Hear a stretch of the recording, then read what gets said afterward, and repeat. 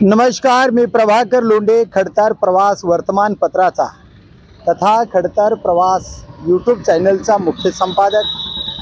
आज आपण धाराशिव शहरामध्ये जिल्हाधिकारी कार्यालयाच्या समोर उपोषण स्थळ ज्या ठिकाणी आहे त्या ठिकाणी आलेलो आहोत। या ठिकाणी वेगवेगळे अन्यायग्रस्त न्याय मागण्यासाठी सर्वसामान्य माणसं या ठिकाणी बसत असतात।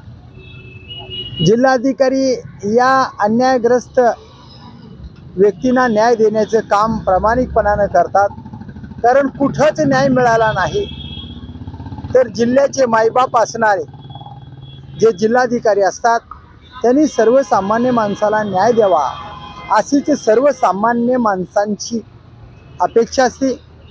या ठिकाणी असंच एक व्यक्तिमत्व, प्रामाणिक नेतृत्व जे के सर्वसामान्य माणसाला धरून राहणार नेतृत्व बाळकृष्ण लिमराज गोरे नावाचं, राहणार बरमगाव तालुका जिल्हा धाराशिव या ठिकाणचं नेतृत्व आहे।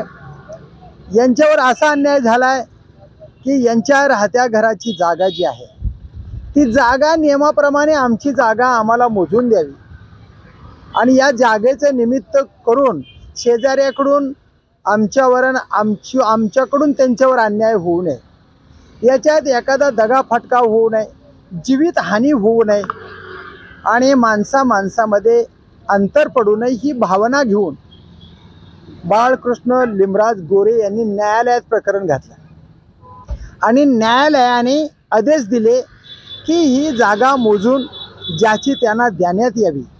आणि हा आदेश आहे 18/11/2024 न्यायालयाने दिलेला आदेश। संबंधित जी लोक आहेत त्या लोकांनी त्या आदेशाला, न्यायालयाच्या आदेशाला केराची टोपली दाखवली आणि पुन्हा अजून न्यायालयातून न्याय मिळाला असताना सुद्धा प्रशासनाने न्याय दिला नाही, म्हणून प्रशासनाचे मुख्य अधिकारी जिल्हाधिकारी धाराशिवचे यांच्याकडे न्याय मागण्यासाठी पुन्हा अजून बाळकृष्ण गोरे साहेब आलेत। आपण त्यांना विचारूया नेमका कसा अन्याय होतोय आणि किती दिवसापासून हा प्रकार चालतोय आणि आपली मागणी काय। गोरे साहेब, नेमकं काय प्रकार आहे? हे आमचं प्रकरण आहे गावातल्या घरच्या जागेच्या मोजणीच्या संदर्भातलं आहे। आमच्या शेजाऱ्याबरोबर मतभेद आहेत। आम्ही ते प्रकरण 3 वर्ष झाले 21 पासून न्यायालयात चालवलं आहे। 18/10/24 न्यायालयाने निकाल दिला की आमची जागा आम्हाला मोजून त्यांच्या ताब्यात देण्यात यावी। जे अधीक्षक भूमी अभिलेख कार्यालय यांना स्पष्ट आदेशित केलेलं आहे आणि त्यांना कॉपी दिलेली आहे। त्यांचं म्हणणं असं येतं की आमच्याकडं तुमच्या जागेचं PR कार्ड उपलब्ध नसल्यामुळं आम्ही आपल्या जागा मोजून देऊ शकत नाही। बरं, त्यांनी PR कार्ड नाही तर मग 2 वर्षापूर्वी PR कार्ड बनवण्यासाठी ड्रोन सर्वे केलाय तुम्ही। मग ड्रोन सर्वे केलेला PR कार्ड बनवण्यासाठीच केलाय ना। मग PR कार्ड बनवण्याची जिम्मेदारी तुमच्या ऑफिसची आहे। असं असताना जिम्मेदारी टाळाटाळ संबंधित कार्यालय करतंय, तर संबंधित कार्यालयानं ते PR कार्ड बनवून कोर्टाच्या न्यायालयाच्या आदेशाप्रमाणे आमची जागा आम्हाला मोजून आमच्या ताब्यात द्यावी, एवढी आमची रितसर मागणी आहे। आता PR कार्ड काढण्यासाठी काय अडचणी सांगितल्या त्यांनी? ते म्हणतात तुमचं रेकॉर्ड आमच्याकडे नाही उपलब्ध। रेकॉर्ड उपलब्ध नाही, मग सगळ्या गावचेच रेकॉर्ड दिले तुमच्याकडे। ड्रोनचं सिटी सर्वे मध्ये असू द्या किंवा ग्रामीण भागाच्या गाव ठोस नकाशा त्या नकाशामध्ये तुमची नोंद नाही का? आहे ना, त्याची 8ची नकल आहे, पण न्यायालयाने आदेशच दिले तुम्हाला आणि त्या सगळ्या कागदपत्राला बघूनच न्यायालयाने आदेश दिलेत ना की बाबा यांची जागा मोजून यांच्या ताब्यात देण्यात यावी आणि यांच्याकडे जी काय रितसर रक्कम आहे ती नियमाप्रमाणे भरून घ्यावी।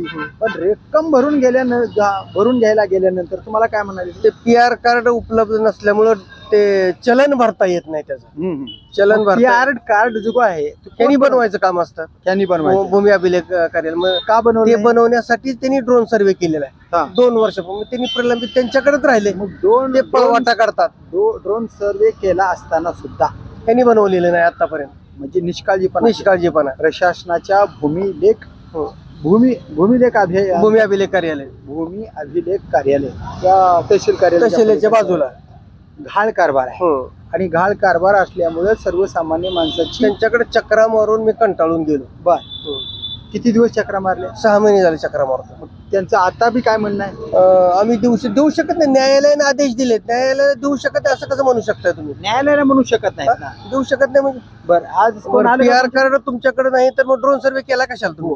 आज आले का कोण? कुणी आणली आतापर्यंत? कुणी तुम्ही अधिकारी आणले? बसलात याची कॉपी त्यांना दिलेली आहे त्यांना. आज दिली का? नाही, गेल्या सोमवारी दिली. आज द्यावी लागते. 15 तारखेला दिली आहे मी त्यांना. आज नियमाप्रमाणे एक द्यावी लागते. ह्याच कारण असं आहे की तुम्ही उपोषणाला बसणार आहेत म्हणून दिली है ना. मागितल्या 15 सकाळी एक अधिकारी आले होते, त्यांनी रिपोर्टिंग केली.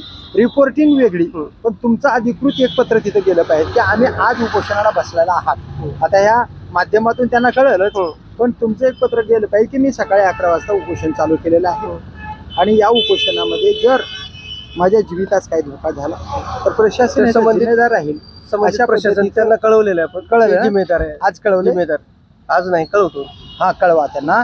आणि आता तुमची मागणी काय शेवटची? त्यांनी मोजून द्यावं. न्यायालयाच्या आदेशाप्रमाणे आमचं PR कार्ड काय जे तुमचे रेकॉर्ड असेल त्यांची ते आमची मोजून द्यावी. बरं, नाही तर पावसाळ्यामध्ये दुर्घटना होण्याची शक्यता आहे घराची. म्हणजे जुनं घर आहे का? जुनं घर आहे. मग ते जुनं घर पाडून तुम्हाला नवीन नवीन डागडुजी करून बांधायचं. करून दिलं नाही तर बांधायचं कसं ही पंचायत पडली आम्हाला. मग गावाचे सरपंच उपसरपंच नाही, आमच्या स्तरावर मिटत नाही, ग्रामपंचायत स्तरावर. म्हणूनच आपण न्यायालयात गेलो. न्यायालयाने आदेश पण केलेत, पण संबंधित ऑफिस टाळाटाळ करायला लागले. तर हे आहेत बाळकृष्ण गोरे साहेब. अत्यंत प्रामाणिक आणि नम्र माणूस आहे. गावात वाद होऊ नये हे प्रांजळ भावना आहे. संबंधिताचे शेजाऱ्याचे मतभेद वाढू नये, कारण आमचे मतभेद आहे पण मनभेद वाढू नये यासाठी ते प्रयत्न करतात. आणि रीतसर मागणी आहे की आमची जागा आम्हाला मोजून द्या. आता प्रशासनाचं न्यायालयाने दिलेल्या आदेशाचं खंडन करणं हेच प्रशासनाचं चुकत आहे. कारण न्यायालयाने दिलेले आदेश, त्या आदेशाची अंमलबजावणी आणि लागणारे कागदपत्र प्रशासनानं तयार करून PR कार्ड असेल, ती PR कार्ड काय बाळकृष्ण गोरे तयार करत नसते. ते PR कार्ड तुमच्या लेवलला तुमच्या सहीनं तुमच्या अधिकारानं तयार करणं गरजेचं आहे. आणि ड्रोननं तुम्ही गावाचा सर्वे केला. 2 वर्षापूर्वी ड्रोननं सर्वे करून सुद्धा जर PR कार्ड करत नसाल तर हा प्रशासनाचा गलथान कारभार आहे असं म्हणायला खोटं ठरणार नाही. न्यायालयाचा आदेश जर आपण नाकारत असाल तर तुमच्यावर न्यायालयाने योग्य ती कारवाया करणं गरजेचं आहे असं आता जनतेचं मन आहे. कारण कुठंच नाही न्याय मिळाला तर माणूस न्यायालयात जातो आणि न्यायालयाने जर आदेश केला तर त्या आदेशाची अंमलबजावणी करणं बंधनकारक असते. ते आपण केलेलं नाही.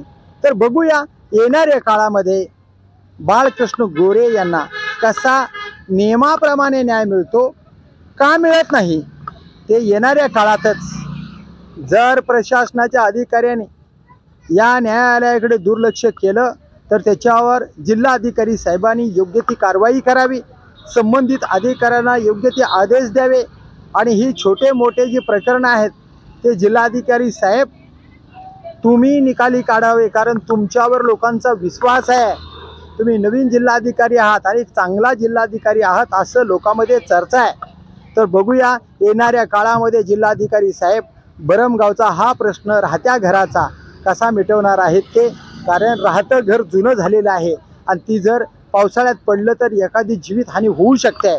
म्हणून ते घर बांधायचं आहे, आमची जागा आहे, आम्हाला द्यावी आणि ती न्यायालयाने ॲक्सेप्ट केली. त्या न्यायालयाच्या आदेशाला अंमलबजावणी करावी एवढीच आता संबंधिताची मागणी आहे. तर पाहूया येणाऱ्या काळामध्ये कसा न्याय मिळतो ते.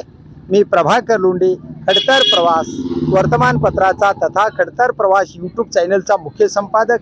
या चॅनलला सबस्क्राईब करा, शेअर करा, लाईक करा, बेल आयकॉनचे बटन दाबा आणि असेच समाजहिताचे वेगवेगळे व्हिडिओ पाहण्यासाठी खडतर प्रवास यूट्यूब चॅनल सबस्क्राईब करा. धन्यवाद. धाराशिवकर. जय हिंद, जय महाराष्ट्र.